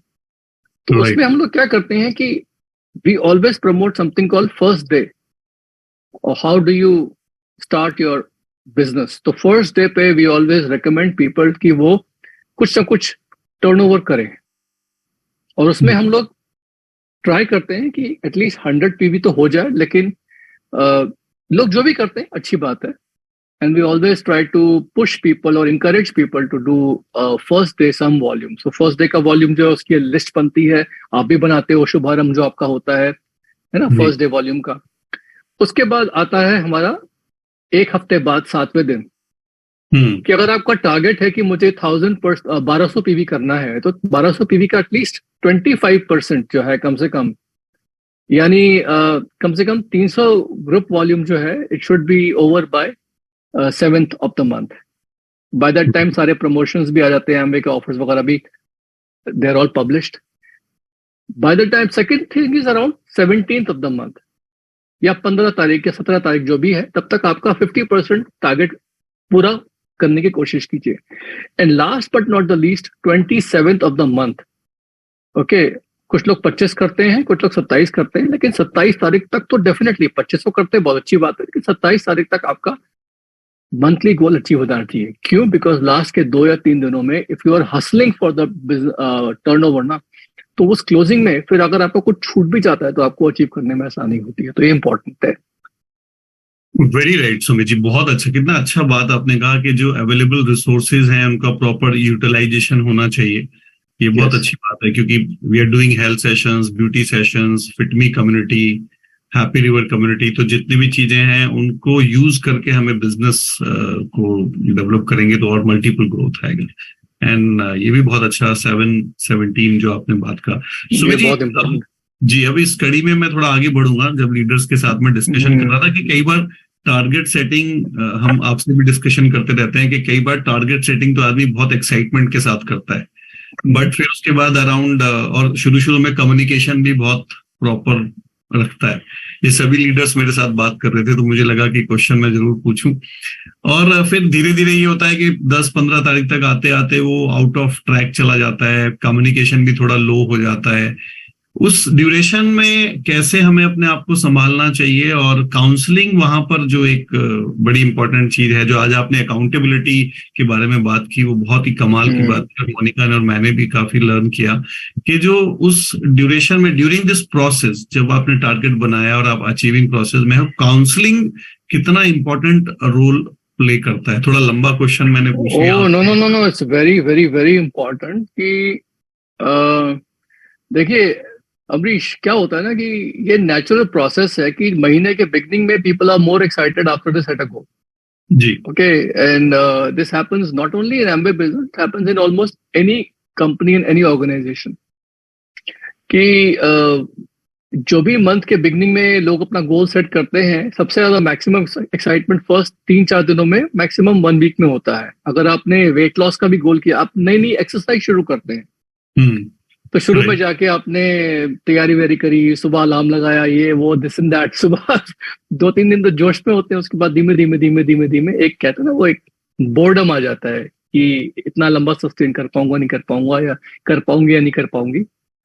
इट्स नेचुरल, हमें एक्सेप्ट कर लेना चाहिए कि ऐसा होगा। अब ऐसा होगा मान लिया, तो अब इसकी तैयारी क्या करनी चाहिए? बिकॉज तैयारी भी तो करनी चाहिए हम लोगों को। तैयारी ये करनी चाहिए कि पहली बात तो जो भी हमारा मंथ का टारगेट है वो कहीं ना कहीं हमारे विजन बोर्ड के किसी ना किसी बर्निंग चीज से कनेक्टेड हो, कि आपको पता होना चाहिए कि ये टारगेट मैं लोग कर रहा हूं या कर रही हूं, मैंने लगाया इस महीने का, ये मुझे इस बीबीआई लेवल या इस सिल्वर या इस प्लैटिनम लेवल तक पहुंचने में मदद करेगा, जिससे मेरा विजन बोर्ड का ये वाला पूरा हो जाएगा जो ड्रीम है। समझ में बात? ये it should be connected to your personal goal, number 1। उससे इंटरनल मोटिवेशन मिलेगा। इंटरनल मोटिवेशन के साथ साथ एक्सटर्नल मोटिवेशन की जरूरत होती है। और वो एक्सटर्नल मोटिवेशन कहाँ से मिलता है आपको? ऑब्वियसली इन्वायरमेंट से मिलता है, ऑडियो से मिलता है, मीटिंग से मिलता है, लेकिन सबसे बड़ा मिलता है काउंसलिंग से। क्योंकि मैंने क्या देखा है कि जब काउंसलिंग होती है ना, तो मुझे काउंसलिंग में बैठ के, जब मैं जाया करता था काउंसलिंग में अपने अपलाइन लूरिगन जी के साथ, पैट कॉफ्टन के साथ, वो तो दूर होते थे, इवन फोन पे काम करता था मेरे साथ, कि पहले तो काउंसलिंग में बैठने के बाद ना मुझे इजाजत मिल जाती थी उनसे कि मैं कुछ जो डाउट्स माइंड के है ना, या कुछ सता रही है चीजें, उनको मैं वहां क्लियर कर सकता हूँ। क्योंकि ऐसा नहीं होता कि मतलब मैं कभी भी अपलाइन को फोन करके जो भी नेगेटिव आया बोलना शुरू कर दूं, मतलब because they also have a life. लेकिन काउंसलिंग के टाइम पे बैठ के ना मेरे कुछ डाउट्स मैं उनके सामने क्लियर करता हूँ, अब परमिशन मिल जाती है मुझे, तो वो चीज दिल से बाहर निकल जाती है, यू नो। सेकेंड चीज क्या होता है काउंसलिंग में कि it's very therapeutic by the way. हाँ, when you talk it out something जो माइंड में सता रही होती है, तो बड़ा थेरेप्यूटिक होता है वो, you are talking it out. Second चीज जो मैं देखिए काउंसलिंग में बहुत इंपॉर्टेंट है, वो क्या है कि काउंसलिंग में ना हमें क्लैरिटी मिलती है, हमें वैलिडेशन मिलता है कि हम लोग जो कर रहे हैं सही कर रहे हैं नहीं कर रहे हैं। अगर मेरे को फॉलोअप में कुछ दिक्कत आ रही है तो मैं अपलाइन से बोलता हूँ कि मैं ऐसे ऐसे कर रहा हूँ, और जहां उनका थम्स अप आ गया कि yes you are on the right track, या मान लो मैं उनको ये बोलता था, जैसे मेरे साथ अक्सर होता था कि मैं ल्यूरिगन को बोलता था, पैट कॉफिन को बोलता था कि मेरे को ये दिक्कत आ रही है, मेरे को लगता था कि वो मुझे बोलेंगे कि ये दिक्कत तुम्हें आ रही है, इसका मतलब है कि मतलब तुम कुछ गड़बड़ कर रहे हो। लेकिन टू माई सरप्राइज बहुत सी बार वो मेरी दिक्कत को सुन के पता है क्या बोलते थे, don't worry you are on the right track. हमारे साथ भी होता था। अब मैं निश्चित हो गया कि यार उनके साथ भी होता था, मेरे साथ भी हो रहा, मतलब मैं सही जगह पे जा रहा हूँ। ये भी वैलिडेशन चाहिए होता है हम लोगों को, समझ में? सबसे बड़ा काउंसलिंग में इंपॉर्टेंट पता है क्या होता है? सबसे बड़ा, you know that your upline cares for you. मुझे उनका ना वो केयरिंग, एक उनकी एम्पैथी या उनकी अंडरस्टैंडिंग चाहिए होती है। क्योंकि देखो सीधी सी बात है, आपके घर में जितने भी आपके बड़े बुजुर्ग हैं, रिलेटिव्स हैं, वो अच्छा ही चाहेंगे आपके लिए, लेकिन कौन आपकी एमबे बिजनेस में कितनी हेल्प कर पाएगा? जॉब में तो कोई हेल्प कर ही नहीं पाया था, you are on your own at the mercy of your boss. But Amway business में देयर इज समबडी जिसका फाइनेंशियल इंटरेस्ट है आपके बिजनेस में, और वो आपको गलत सलाह नहीं देंगे। तो वो एक केयरिंग एटीट्यूड जो उनसे मिलता है ना, मुझे वो मेरे को बहुत इंपॉर्टेंट था कि मुझे चाहिए था। इतना ही बोल देते थे ना कि वी बिलीव इन यू, कि तुम कर लोगे, सुमित डोंट वरी, सब अच्छा हो जाएगा, बस मेरे लिए उतना डोज काफी होता था। इसलिए ना ये एक्सटर्नल मोटिवेशन के लिए ना काउंसलिंग, जितने भी लोग यहाँ बैठे हैं, पहली बात आपको मालूम होनी चाहिए कि आप काउंसलिंग कर किसके साथ रहे हो। अगर आप यहाँ नए हो तो हो सकता है आपके BFI 9% ही आपकी काउंसलिंग करें। अगर आप BFI 9 या 12% हो सकता है आपके BBI, अपलाइन BBI आपकी काउंसलिंग करें, हो सकता है आपके सिल्वर काउंसलिंग करें। हर व्यक्ति तो यहाँ जो बैठा है वो अपने एमरल्ड डायमंड के पास तो नहीं आ सकता ना वो।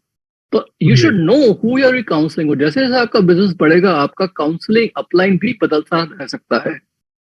तो ultimately whoever you go to counseling for, Amrish, that should be very clear, and at least once a week, if not, अगर आप बिजनेस में बहुत फास्ट काम कर रहे हो तो आपको even twice a week time लेके, रैंडमली नहीं, टाइम लेके काउंसलिंग कर लेनी चाहिए। उस वक्त आपका स्ट्रक्चर आपको तैयार रखना चाहिए अपने पास कि कर क्या रहे हो जी। कोई मुझे काउंसलिंग के टाइम पे ये बोले ना कि सर मैं बहुत काम कर रहा हूं, अरे भैया कितना काम किया, क्या किया, किससे बात करी, what exactly is happening, tell me. Random questions नहीं पूछने हैं यहाँ पर। जी नहीं सुमित जी, बिल्कुल आप ठीक कह रहे हैं। इनफैक्ट ड्यूरिंग दिस जर्नी मेरे और मोनिका के साथ भी कई बार हुआ है कि किसी चीज को जो हम एक पर्टिकुलर माइंडसेट में होते हैं, हम सोच रहे होते हैं कि हम बिल्कुल सही कर रहे हैं, लेकिन जब आपके साथ बात होती है और वो कुछ फ्यू मिनट्स की कन्वर्सेशन में ही हमें पता चल जाता है कि हम कहाँ, जिसको मैं बड़ा सही समझ रहा था, ऐसा आपने कई बार हमें करेक्ट किया और उससे हमें बहुत फायदा हुआ है। तो इनफैक्ट कई बार हमें हेजिटेशन भी होता है आपसे बात करने में, क्योंकि इतना बड़ा बिजनेस है, लेकिन जब भी हमारी आपसे बात होती है और कम्युनिकेशन होता है तो हमेशा एक वैल्यू एडिशन होता है। और अगर हम आउट ऑफ ट्रैक जा रहे होते हैं तो हमेशा हम ट्रैक पे आते हैं और बड़ा विजन मिलता है। तो ये आपने बहुत वैल्यूएबल इनपुट दिए सभी लोगों को, और मुझे लगता है कि उस गोल को जो आपने सेट किया है, चाहे वो ईयरली है, चाहे क्वार्टरली है, चाहे मंथली है, उसको अचीव करने में जब भी कभी भी आप आउट ऑफ ट्रैक जाएंगे, काउंसलिंग बहुत ही हेल्प करेगा सब लोगों को। Thank you Sumit ji. Sumit ji, last question है। मेरा तो मन कर रहा है कि मैं बस फायदा उठाता रहूं आपका, बट समय की अपनी बाउंडेशन है। तो बस लास्ट में मैं ये बोलूंगा कि we are just as the this year is ending now and September is going start and there are a lot of people because everything is normal now। अब सब चीजें, हम कोरोना के फेज से बाहर आ गए हैं और सारी चीजें ऑलमोस्ट सेट हो गई हैं, और अभी एमवे का भी फिजिकल इवेंट्स होने शुरू हो चुके हैं, और डिजिटल पे भी सब लोगों को एक मैच्योरिटी आ गई है। इनफैक्ट अगर मैं अपनी ऑर्गेनाइजेशन की भी बात करूं तो आपकी गाइडलाइंस में, चाहे हमारी फिटनेस कम्युनिटी है, चाहे हमारी हैप्पी रिवर कम्युनिटी है, ऑलमोस्ट बहुत अच्छी शेप ले चुकी है। तो नेक्स्ट 2 मंथ से लेके दिसंबर तक क्या गेम प्लान होना चाहिए यहाँ पे BFI और BBI अचीवर्स हैं कि वो नेक्स्ट ईयर अपना कम से कम एक प्लैटिनम का हम एक नया बैच जो निकालें उसमें वो लोग आ सके। So what should be the game plan, और वो कौन सी 3 चीजें हैं जिनको लोग ज्यादा ध्यान देंगे तो नेक्स्ट ईयर अपना वो गोल वो अचीव कर सकेंगे? मतलब आप ज्यादा भी बता सकते हैं, बट राइट नहीं, पहली बात तो ये कि ये 2 महीने इंपॉर्टेंट है जी। और सितंबर से डेफिनेटली बिजनेस में बहुत चेंज आने वाला है, ये तो मैं देख रहा हूँ। एमवे अपनी तरफ से पूरी गियर्ड अप है, बिकॉज जैसा मैंने शुरू में बताया था कि अब वो अपने आप को एक डायरेक्ट सेलिंग कंपनी नहीं, एक nutraceutical based company, health and wellness based company के बारे में ज्यादा देख रहे हैं। ऑफकोर्स हमारा बेसिक काम करने का तरीका डायरेक्ट सेलिंग का ही रहेगा। एमवे का सेल्स एंड मार्केटिंग प्लान जिसमें इतना इंप्रूवमेंट आया है वो तो वैसे का वैसे ही रहेगा। हम वैसे के पहले की तरह ही लोगों को स्पॉन्सर करेंगे, अपनी कम्युनिटी बनाएंगे। देखो कम्युनिटी वर्ड को ना आप ऐसा समझो कि कम्युनिटी मीन्स कनेक्टिविटी, जिनके साथ आप, हम लोग ऐसा नहीं कि कोरोना से पहले, पैंडेमिक से पहले कम्युनिटी नहीं बनाते थे, पहले भी हमने कम्युनिटी बनाई हुई है, लेकिन उनको हम लोग कम्युनिटी का नाम नहीं दिया करते थे, वो नाम कुछ और होता था। अब हम उसी चीज को कम्युनिटी बोल रहे हैं, मतलब जहां पर भी आप लोगों के साथ कनेक्टेड हो, जुड़े हुए हो, चाहे पार्क में मिल रहे हो, चाहे ऑनलाइन मिल रहे हो, जैसे भी मिल रहे हो, वो आपकी कम्युनिटी है, जिसमें आपके बिजनेस पार्टनर्स, डाउनलाइंस भी हैं और आपके कस्टमर्स भी आ जाते हैं। ठीक है ना, कम्युनिटी में एक अपनापन इस शब्द में होता है, इसलिए हम इसको कम्युनिटी बोल देते हैं। उसमें कोई भी बड़ा या छोटा नहीं होता, सब एक जैसे होते हैं। ठीक है ना, तो कम्युनिटी इसलिए हम लोग शब्द यूज कर रहे हैं। तो जो भी आपका कम्युनिटी है इस वक्त, Ambrish and Monica, I am very impress कि आपने हेल्थ, वेलनेस और वेट लॉस पे जो फिट मी कम्युनिटी शुरू करी है, मैं उसकी सारी एक्टिविटीज देखता हूँ, फैंटास्टिक, बहुत बढ़िया है। इसमें आगे चल के आपको बहुत बेनिफिट मिलेगा। जो आपने हैप्पी रिवर कम्युनिटी शुरू करी है, बहुत बढ़िया आइडिया है उसका, दैट्स फैंटास्टिक। और साथ साथ जो हेल्थ एंड ब्यूटी के जो प्रोग्राम्स हो रहे हैं उन्हें करते रहिए। ये सब चीजें बहुत बहुत बहुत इंपॉर्टेंट है। मुझे लगता है कि आने वाले साल में ना एमवे अपने आप को हर तरीके से बदलेगा। और देखो, जिन एक्टिविटीज पे आपको रिजल्ट्स मिलेंगे, जहां लोगों को फायदा मिलेगा, तो अपने आप वो लोग उन चीजों को डुप्लीकेट करेंगे। आप जो कर रहे हो ना वही करते रहिए, कीप इट सिंपल, लोग उसको फॉलो करते रहेंगे और जैसे जैसे लोगों को रिजल्ट मिलेंगे लोग अपने आप वो चीजें करेंगे। पुराना लोगों के दिमाग से धीमे धीमे उतर जाएगा, क्योंकि नए काम में जहां रिजल्ट्स मिलेंगे ऑटोमेटिकली लोग उसको करेंगे, बताना भी नहीं पड़ेगा, जिसमें उनको रिजल्ट मिलेंगे अपने आप करेंगे। तो आज की तारीख में लोग ना पैसे हाथ में लिए घूम रहे हैं, क्योंकि उनको सोल्यूशंस चाहिए अपनी लाइफ इंप्रूव करने के। राइट। कम्युनिटी में लोग क्यों जुड़ना चाहते हैं? बिकॉज लोगों को कनेक्टिविटी चाहिए, बिकॉज लोग ना जुड़ना चाहते हैं लोगों के साथ, जहां उनको पॉजिटिव ख्याल मिले, जहां पर उनको लाइफ की में कुछ अच्छी बातें सुनने को मिले। आज लोग कटे कटे महसूस हो रहे हैं, जॉब्स में भी मेंटल हेल्थ प्रॉब्लम्स बढ़ रही हैं, इसलिए हम लोग ना क्या करते हैं, लोगों को कम्युनिटी में जोड़ते हैं, जहां पर हम लोग उनको बताते हैं कि यहाँ पर सिर्फ हेल्थ के बारे में नहीं, मेंटल हेल्थ के बारे में, पर्सनल ग्रोथ के बारे में, हस्बैंड वाइफ रिलेशनशिप्स के बारे में, बहुत सारी चीजों के बारे में आपको और भी अच्छी अच्छी बातें सुनने को मिलती है। तो लोगों को एक होलिस्टिक अप्रोच मिल जाता है। ओके, अब इंपॉर्टेंट चीज यहाँ पर क्या है कि जितने भी यहाँ लोग बैठे हैं ना, मुझे क्या लगता है कि आने वाले साल में आप सब लोगों को अपना प्लैटिनम का गोल रखना चाहिए, और कोई भी ऐसा व्यक्ति यहाँ नहीं है जो अगले साल प्लैटिनम नहीं जा सकता। Everybody can minimum go platinum next year, guaranteed है, गारंटेड है। करना क्या पड़ेगा? एक्टिविटी बढ़ानी पड़ेगी, मंथली गोल सेट करने पड़ेंगे। और देखो दोस्तों, आपको बता दूं, आप अगर मन से गोल सेट करोगे ना, सच्ची बता रहा हूं, एक्टिविटी अपने आप होगी, रिजल्ट भी आएंगे, क्योंकि पूरा मार्केट खाली पड़ा है। आपने जिस अपने पड़ोस में किसी अंकल जी को या किसी भाई साहब को 5 साल पहले एमवे के बारे में बात करी होगी, उसने मना कर दिया होगा, ऐसा मतलब, इसका मतलब ये नहीं कि वो आज इंटरेस्टेड नहीं है, आज भी इंटरेस्टेड है वो, आप ही उसको शर्मा रहे हो बात करने में।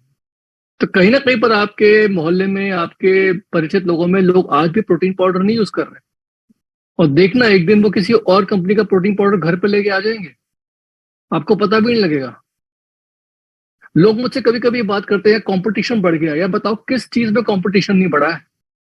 कोई ऐसी फील्ड है जहां कंपटीशन नहीं बढ़ा है? मैं अभी थोड़ी देर पहले, मैं, हमारे एक फ्रेंड है जो मैकिंजीज में काम करते हैं, बहुत बड़ी कंसल्टिंग, उनका मैसेज मैं पढ़ रहा था, वो कह रहे थे कि जो आर्किटेक्ट्स है ना, आर्किटेक्ट्स तो नक्शा बनाया करते हैं, उनको पता है कि ये रूल्स एंड रेगुलेशंस है जिसके मुताबिक नक्शा बनता है, ये कस्टमर के रिक्वायरमेंट से। वो बताया था कि सारा का सारा काम आर्किटेक्ट का जो है ना, आर्टिफिशियल इंटेलिजेंस करने वाली है।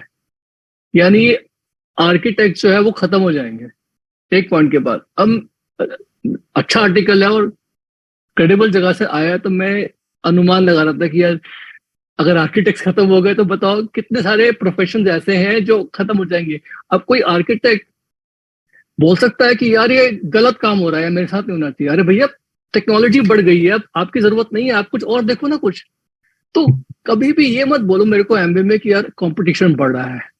लोग मेरे पास प्रॉब्लम लेके आते हैं, प्रॉब्लम मुझे भी पता है क्या है, मुझे भी पता है कंपटीशन हमें ऑनलाइन पोर्टल से है, यहाँ से वहां से, कहां से नहीं है। Get use to it, this is what life is. अब आपको उसका सोल्यूशन निकालना है। एमबीए लीडरशिप के पैसे देती है and leaders are solution finders. वो प्रॉब्लम का सोल्यूशन निकालना जानते हैं। लीडर की एक सबसे बड़ी क्वालिटी है, सबसे बड़ी क्वालिटी उसके, वो हर प्रॉब्लम का सोल्यूशन ढूंढने की कोशिश करता है। उसका फोकस ये होता है कि मुझे इसका सोल्यूशन कैसे निकले। तो एक्टिविटी बढ़ाइए और सब लोग प्लैटिनम जा सकते हैं। काम करने की स्पीड बढ़ाइए, you can do it. I know MBA will find its leaders. I hope कि वो लीडर्स आप सब लोग बने, बजाय कहीं और से उनको मिलने शुरू हो जाए। Thank you Sumit ji, so nice of you, so nice of you. और आज का ये सेशन बहुत बहुत स्पेशल रहा। मैं पूरी टीम के बिहाफ पे स्पेशल थैंक्स आपको कहूंगा। और डेफिनेटली ये टीम पूरा कमिटमेंट करती है, मैं सारी टीम के बिहाफ पे ये कमिटमेंट करता हूं आपसे कि ना केवल हम इन 2 मंथ को बहुत अच्छे से जो आपने गाइड किया यूटिलाइज करेंगे, और अगले साल एक बहुत बड़ी ग्रोथ जो आपकी ऑर्गेनाइजेशन में बड़े लेवल पे आएगी, उसमें हमारा भी कंट्रीब्यूशन बहुत अच्छे लेवल का रहेगा। सो nice of you for your valuable time. And मैं यहाँ पर रिक्वेस्ट करूंगा पांडे जी को कि वो सेशन को क्लोजिंग की तरफ लेकर जाएं। But before it Pandey ji, Ravi को मैंने चार्ज दिया है कि जो इस बार के ऑफर्स हैं वो एक बार सबको शो करेंगे, और उसके बाद हम एक छोटा सा स्ट्रेटेजी मीट करेंगे। ग्लूकोजमिन के ऑफर को लेकर मैं कुछ बातें करूंगा, उसके बाद हम इस सेशन को क्लोज करेंगे। बट उससे पहले सुमित जी को एक जबरदस्त क्लैपिंग के साथ हम लोग थैंक्स बोलेंगे। Thank you, sir. Thank you. So nice of you. Love you all. Take care. Bye for now. Thank you, sir. Thank you. Right. So, Ravi ji से चाहेंगे कि Ravi ji sir good evening, मैं शेयर कर रहा हूँ। जी जी।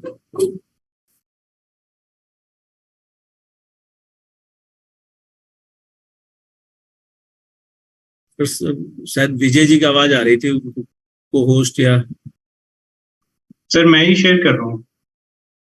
ठीक है विजय।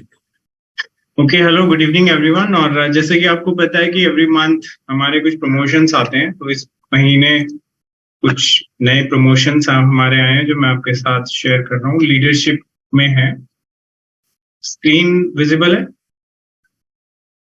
हाँ Vijay ji, visible. Okay, thank you.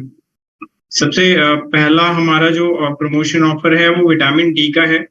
बहुत ही हमारा डिमांडिंग प्रोडक्ट है, जिसके अंदर 25% एक्स्ट्रा जो विटामिन डी के टैबलेट्स हैं ये हैं। इसके अंदर 75 पैक का जो आपको पैक मिल रहा है, वैसे 60 का आता है।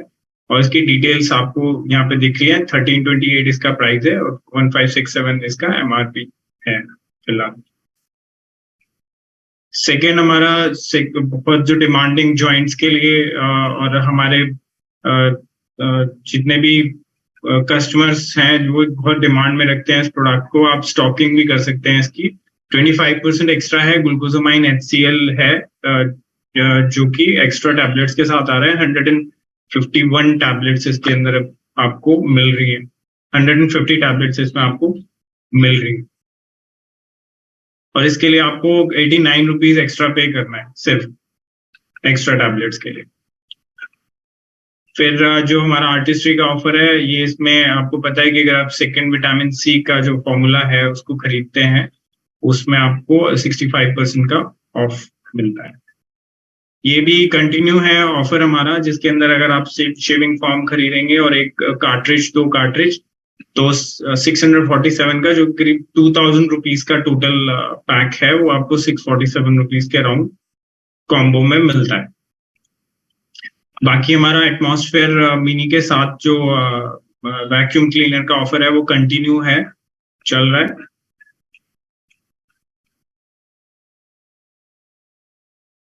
तो दिस मंथ ये हमारे ऑफर है, बट सबसे ये कुछ न्यू लॉन्च हमारे प्रोडक्ट्स थे, वो अभी भी कंटिन्यू है। अगर आप उन्हें चाहें तो खरीद सकते हैं, क्योंकि ये लिमिटेड स्टॉक ऑफ होते हैं, तो अगर आप चाहें तो उनको स्टॉक कर सकते हैं। लास्ट में न्यूट्रलाइट का जो हमारा क्लब है ऑफर वाला, उसके अंदर मैं आपको दिखा देता हूँ जो जैकेट मिलने वाली है इस बार, उसका 1 मंथ कंप्लीट हो गया है और 2 मंथ्स अभी बचे हैं, तो आप 100 PV अपने न्यूट्रलाइट में कंप्लीट कर सकते हैं। Thank you so much. Thank you Vijay ji. और अब हम सर को इनवाइट करेंगे कि थोड़ा सा हमें स्ट्रेटजी बताएंगे ग्लूकोसामिन HCl पे कैसे हम सब लोग काम कर सकते हैं। Over to you sir. Thank you Ravi, thank you. और कल हमारे डाइटिशियन सेशन में भी प्रमोद जी ने बहुत डिटेल में इसके बारे में बात की थी दोस्तों, और मैं कल भी ये बात कर रहा था कि आफ्टर प्रोटीन डेफिशिएंसी, राइट, देखिए लीडर्स का एक बहुत इंपॉर्टेंट रोल होता है, they have to be proactive in the business.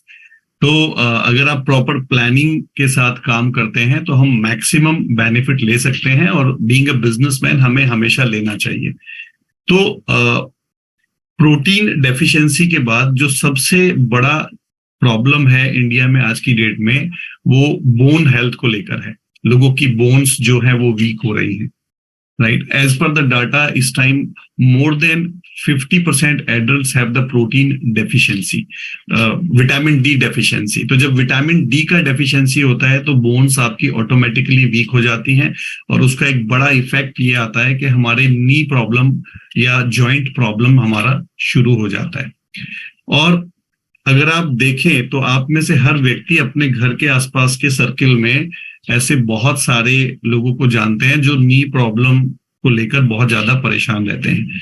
और मैं अपने पिछले 20 साल के ग्लूकोसामिन के एक्सपीरियंस के साथ आपको ये बता सकता हूं कि with all the respect to the medicine industry, पूरी रिस्पेक्ट के साथ डॉक्टर्स को, कि डॉक्टर्स के पास एक परमानेंट सॉल्यूशन नहीं होता है इस प्रॉब्लम का। और हमेशा हम लोग बात करते हैं prevention is better than cure, right. तो ये जो ग्लूकोसामिन प्रोडक्ट है हमारा, ये ना केवल प्रिवेंशन में हमें हेल्प करता है। तो अगर आप में से जो भी व्यक्ति 30 प्लस हैं, 35 प्लस हैं, उनको ग्लूकोसामिन साल में कम से कम 2-3 महीने तो जरूर ले लेना चाहिए, इससे पहले कि हमें प्रॉब्लम जनरेट हो। तो वो एक बहुत बड़ा मार्केट है।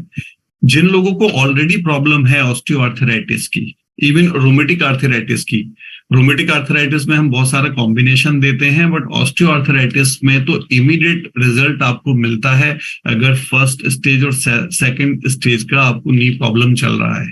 तो ग्लूकोसामिन उसमें रामबाण है। इनफैक्ट मैं अपने एक्सपीरियंस में 1000% गारंटी देता हूं, अगर किसी को भी ऑस्टियोआर्थराइटिस की प्रॉब्लम है तो वो ग्लूकोसामिन को अगर यूज करता है तो फायदा मिलेगा। मैं आपको एक और इंटरेस्टिंग चीज बताता हूं, जो कल भी मैं सेशन में बता रहा था कि I am a regular badminton player. Last 20 years से हम बैडमिंटन खेलते हैं और अच्छे लेवल का हम बैडमिंटन खेलते हैं। तो मैं पिछले 20 साल से ऑलमोस्ट ग्लूकोसामिन को कंज्यूम करता हूं। तो जब मैं अपनी फिटनेस को देखता हूं कंपैरेटिवली, जो लोग हमारे साथ बैडमिंटन खेलते हैं उनको कहीं ना कहीं बहुत सारे बैचेस मेरे सामने चले गए। लोग आते हैं, एक्साइटमेंट में खेलते हैं, और उनका कैरियर ज्यादा से ज्यादा 7 साल का या 10 साल का होता है। उसके बाद उनके नी प्रॉब्लम आना शुरू हो जाता है और फिर वो गेम छोड़ देते हैं। लेकिन जो भी लोग मेरे वहां पे साथी ग्लूकोसामिन रेगुलर ले रहे हैं, वो ना केवल हेल्दी हैं बल्कि उनका गेम और फ्लेक्सिबिलिटी लगातार इंप्रूव होती जा रही है। तो ये बहुत इफेक्टिव प्रोडक्ट है। तो आप स्ट्रेटेजी बनाइए, और हम 4 प्रोडक्ट्स का कॉम्बिनेशन आपको यहां पर बताएंगे नी हेल्थ के लिए, और जिनको ऑस्टियोआर्थराइटिस की प्रॉब्लम है उसके लिए भी। नंबर 1 ग्लूकोसामिन, सेकंड आपका ओमेगा 3, तीसरा आपका कैलमेक डी और विटामिन डी। और अच्छी बात यह है कि इस मंथ ग्लूकोसामिन पे और विटामिन डी पे दोनों पे हमारे पास हमें ऑफर अवेलेबल है। अगर आप किसी को भी नी का प्रॉब्लम है, apart the daily and protein, अगर उसकी अफोर्डेबिलिटी है तो डेली और प्रोटीन उसको जरूर रिकमेंड कीजिए। लेकिन अगर नहीं भी है तो अगर आप ये 4 प्रोडक्ट्स का कॉम्बिनेशन उसको देंगे आप, तो ये 60 PV जनरेट करके आपको देता है। तो if you just find out this month extra 5 people, अगर आप 5 ऐसे लोगों को गोल लेकर चले या उनका लिस्ट बनाए कि कौन ज्यादा एजेड लोग हैं आपकी सर्किल के अंदर, उनकी एक अलग से लिस्ट बनाइए और उनको अप्रोच करिए, और जैसा सुमित जी हमें गाइड कर रहे थे कि सॉल्यूशन प्रोवाइड करिए उनको।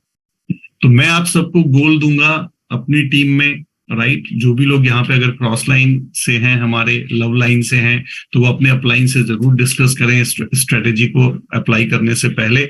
लेकिन अगर आप 5 नए कस्टमर फाइंड आउट करते हैं और उनको आप ये पैकेट ऑफर करते हैं विद दिस ऑफर, तो आप 300 नया पीवी जनरेट कर पाएंगे। यानी आप में से जितने भी लोग यहाँ पर कनेक्टेड हैं, सब अपने बिजनेस में 30% तक का ग्रोथ लेकर आ सकते हैं through this offer only. But we have to make a strategy, एक प्लानिंग की जरूरत है, जैसा सुमित जी ने बताया, एक गोल की जरूरत है, उसके अकॉर्डिंगली प्लान करने की जरूरत है, उसके अकॉर्डिंगली प्रोएक्टिव रहते हुए एक्शन करने की जरूरत है। जो आपके एग्जिस्टिंग कस्टमर हैं, राइट, उनको आप अप्रोच करें और कम से कम 3 पैक परचेज करने के लिए मोटिवेट करें। This is the second strategy, कि आप अपना एटलीस्ट 6 मंथ का जो ग्लूकोजमिन का पूरा पैक है वो आप परचेज कर सकते हैं। तो जो एग्जिस्टिंग कस्टमर्स हैं उनसे भी आप एक्स्ट्रा पीवी जनरेट कर सकते हैं, और जो नए कस्टमर आप लेकर आएंगे उनके साथ आप 300 पीवी, तो वो आप उनके साथ, कुछ लोग क्वेरीज पूछ रहे हैं, this is not the platform कि क्वेरी को हम हैंडल करेंगे। You can be in touch with your health coaches, आप अपने अपलाइन के साथ टच में रहें, वो आपको बेटर आंसर देंगे। We are just talking about the strategy. तो मेरा आपको ये यहाँ पे मैसेज है कि at least find out the 5 new customer, create 300 extra PV. देखिए, मैं बार बार ये बोलता हूं कि अगर हमारी कैपेसिटी, हम लोग नॉर्मली 200 पीवी कर रहे हैं या 300 पीवी कर रहे हैं, तो जब ऑफर आता है तो हमारा पीवी बढ़ना चाहिए। कई बार हम उसी पीवी को करके सेटिस्फाइड हो जाते हैं कि यार पिछला महीना तो हमने 200 किया था, इस बार भी 200 हो गया।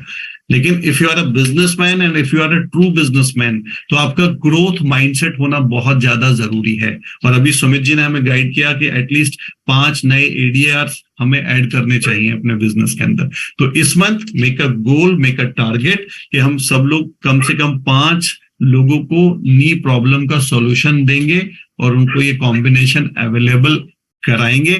और जो हमारे एग्जिस्टिंग डिस्ट्रीब्यूटर्स हैं उनको एक छोटा स्टॉक नेक्स्ट 3 मंथ का या 6 मंथ का according to their pocket purchase करने के लिए मोटिवेट करेंगे, और देखेंगे उससे इसी मंथ में 7 तारीख तक आपके बिजनेस के अंदर पहली क्लोजिंग बहुत अच्छे तरीके से आप कर पाएंगे, जो राइट फाउंडेशन होगी आपके इस मंथ के गोल को अचीव करने की।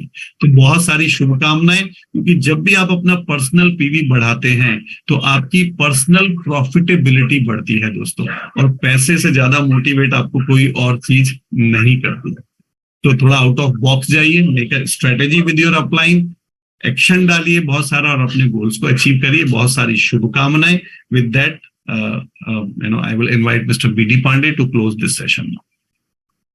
Thank you sir, thank you. और जैसा सर ने कहा कि भी 5 नए कस्टमर्स क्रिएट करने हैं, और हमें अपने जो डिस्ट्रीब्यूटर्स हैं, हम सब लोग, हमें पता है कि हमारे पास एक स्टॉक होना चाहिए, क्योंकि अगर हमारे पास स्टॉक नहीं होगा तो 1 महीने बाद, 2 महीने बाद कोई कस्टमर प्रोडक्ट मांगेगा और आपके पास नहीं होगा, तो जिसके पास स्टॉक होगा वो उसको प्रोडक्ट दे देगा। तो हो सकता है आपका ही कस्टमर किसी और के पास चला जाए। तो इसी के साथ अब यहाँ पे हम लोग मीटिंग फिनिश करेंगे। एक इन्फॉर्मेशन है सर, जो अभी हमारी कमिंग फ्राइडे मीटिंग है उसमें हम टीम मीटिंग कर रहे हैं। जी बिल्कुल, टीम मीटिंग कर रहे हैं। राइट, जो अभी प्लान भी रहेगा और टीम मीटिंग। कमिंग फ्राइडे जो है उसमें हम टीम मीटिंग कर रहे हैं। प्लान रहेगा followed by the team meetings. तो उसके लिए हम प्रिपेयर करें, और अगेन हम अपना फर्स्ट वीक की जो क्लोजिंग है उसके लिए तैयार हो जाएं। आज हमारा 2 तारीख है, अगर अभी भी शुभारंभ नहीं हुआ है तो आज 12 बजे से पहले उसको कर लें और फर्स्ट वीक की क्लोजिंग के लिए तैयार हो जाए।